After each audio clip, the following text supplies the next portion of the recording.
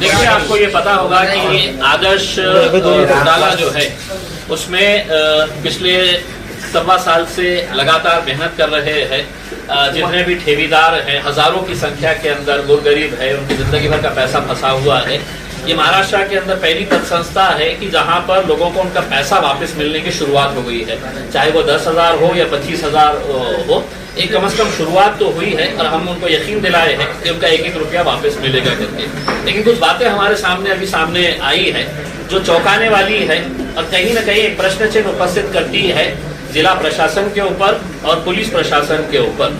पवन अधाने ये यशस्विनी बैंक का FIR के अंदर मुख्य आरोपी है।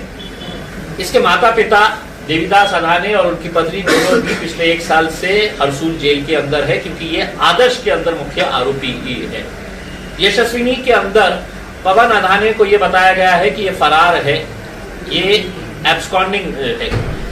ऐसे हालात के अंदर उसकी जो प्रॉपर्टीज है यहाँ पर, जिसके लिए जब हम FIR रजिस्टर किया गया था तो सबसे पहले हमने पुलिस से ये मांग की थी कि आप लेटर तहसीलदार, कलेक्टर, तलाठी, सबको है तो मंडल अधिकारी, सबको दे दीजिएगा कि ये आदर्श के और यशस्विनी के जितने भी ठेकेदार हैं, जितने भी ये है डायरेक्टर, चेयरमैन, बैंक के मैनेजर्स, उनके कोई भी प्रॉपर्टी की कोई डीलिंग नहीं होनी चाहिए। मतलब कोई रजिस्ट्री नहीं होना चाहिए, कोई बेचना नहीं चाहिए, कोई फेरफार नहीं होना चाहिए।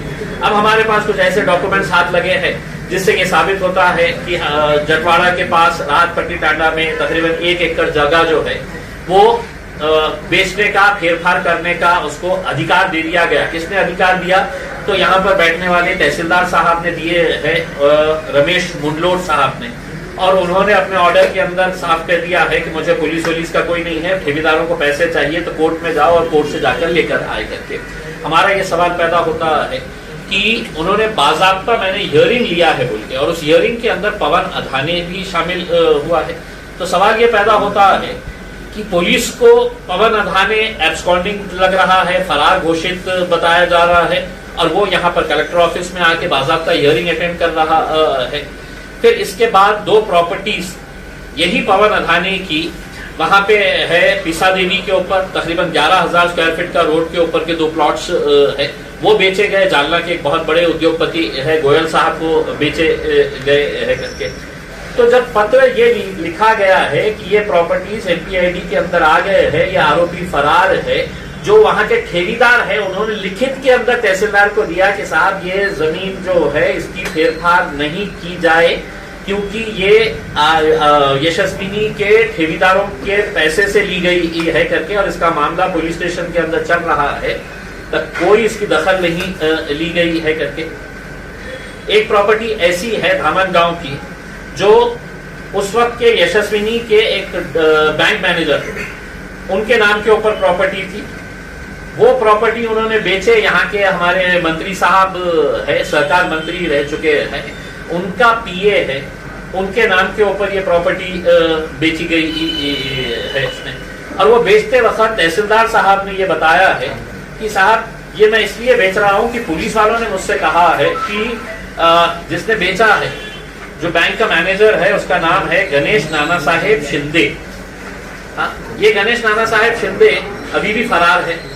बैंक का मैनेजर हुआ करता था यशस्विनी पद संस्था का। FIR रजिस्टर हुई थी यशस्विनी की, तो उसमें 16 लोगों के नाम है। 14वें नंबर के ऊपर यही नाना साहेब है। इन्होंने प्रॉपर्टी बेच दी। अभी किसको बेचे है? तो हमारे सावे साहब के PA बताए जाते हैं उल्लास कैलाश साड़वे। इन्होंने ये प्रॉपर्टी खरीद ली है। और ये प्रॉपर्टी उन्होंने किस बुनियाद के ऊपर खरीदी? लिखित के अंदर उन्होंने बताया कि साहब हमारे को SIT के सीनियर PI ने लिखित के अंदर दिया कि सदर पत्र आधारे कळविले की श्री गणेश नाना साहेब शिंदे हे गुन्ह्यात आरोपी नाही हे यांनी लिखित मध्ये तहसीलदारांना दिलं। मग हमारे को ये सवाल है कि PI साहब ये FIR इम्तियाज जलील ने नहीं फाड़ा है, मुझे ये बताइए 14 नंबर के ऊपर गणेश नाना साहेब शिंदे FIR में आरोपी है। तो ये खुलेआम यहाँ पर तहसीलदार साहब के पास आ रहे हैं, हियरिंग अटेंड कर रहे हैं, पुलिस वालों को नहीं मिल रही है। राहत पट्टी टांडा के अंदर जो जमीन ली गई है 5 लोगों ने मिलकर लिए है, उसमें एक जो है वो लड़का जो है वो पुलिस वाले का बेटा है। ठीक है, कानून नहीं होगा कि साहब उसका क्या लेना देना है करके, लेकिन क्या पुलिस वालों को भी ये पता नहीं है कि आदर्श और यशस्विनी के केसेस चल रहे हैं, उनका ही डिपार्टमेंट इसकी इंक्वायरी कर रहा है करके उसमें। तो ये सब प्रश्नों के उत्तर जो है वो यहाँ के जिलाधिकारी साहब को देना है और पुलिस कमिश्नर साहब को देना है। अगर आप प्रामाणिक तरीके से काम कर रहे हैं तो ईमानदारी से हम पूरे डॉक्यूमेंट्स देते हैं। पुलिस कमिश्नर साहब ने तलाकी हो, मंडल अधिकारी हो, तहसीलदार हो, इनके ऊपर FIR रजिस्टर करना चाहिए उसमें। और इसके कंप्लेनेंट जो है वो मेरे हिसाब से हम में से कोई नहीं होना चाहिए। कलेक्टर साहब ने होना चाहिए कि नहीं, मेरे तहसीलदार ने ये गलत किया है, इसके ऊपर FIR रजिस्टर करिए पुलिस कमिश्नर साहब, मैं कंप्लेन आपको दे रहा हूं करके उसमें। वरना ये लोग इतने सालों से लड़ रहे हैं, अब जो जितने भी आरोपी जेलों में बंद थे वो कोर्ट की वजह से बाहर निकल के आ रहे हैं, सबको बेल मिलना शुरू हो गई है। तो बाहर निकलने के बाद ये कितना नंगा नाच करने वाले हैं आप खुद समझ सकते हैं उसमें। अब ये सिर्फ कुछ बातें हमारे सामने आई है, और भी ऐसी प्रॉपर्टीज की जानकारी हमको मिली है जिसके हम डॉक्यूमेंट्स इकट्ठा कर रहे हैं, जहां पर ये पता चलेगा कि रेवेन्यू के कुछ अधिकारियों ने, कुछ पुलिस वालों के करीब वालों ने ये प्रॉपर्टीज खरीदे हैं करके। तो वो प्रॉपर्टीज की डिटेल भी आ जाएंगी तो आपके सामने फिर से हाजिर हो जाएंगे। कल कलेक्टर साहब को मिलने वाले हैं, कल कलेक्टर साहब को मिलने वाले हैं, पुलिस कमिश्नर साहब को भी मिलने वाले हैं। कल हमने पूरे जितने भी आदर्श के, यशस्विनी के ठेकेदार थे उन सबको बुलाया था, लेकिन कल के दिन हिंदू धर्म के अंदर एक बड़ा त्योहार और विशेषकर ग्रामीण इलाके के अंदर पाड़वा का त्योहार जो है वो बड़े तौर के ऊपर ग्रामीण इलाके के अंदर मनाया जाता है। तो हमने फैसला किए है कि कल बहुत ज्यादा रश न करते हुए जितने लोग आएंगे हम उनके साथ जाएंगे और बिल्कुल हमारा एक डेमोक्रेटिक वे से, लोकशाही मार्गाने हम उनको डॉक्यूमेंट्स बताएंगे और उनसे सवाल पूछेंगे। कलेक्टर साहब को भी मिलेंगे और पुलिस कमिश्नर साहब को भी मिलके ये पूरे डॉक्यूमेंट्स उनको देंगे। अगर इंसाफ नहीं मिला आगे तो क्या करेंगे आप? कलेक्टर ऑफिस के सामने बहुत बड़ा इनडेफिनेट धरना आंदोलन करेंगे।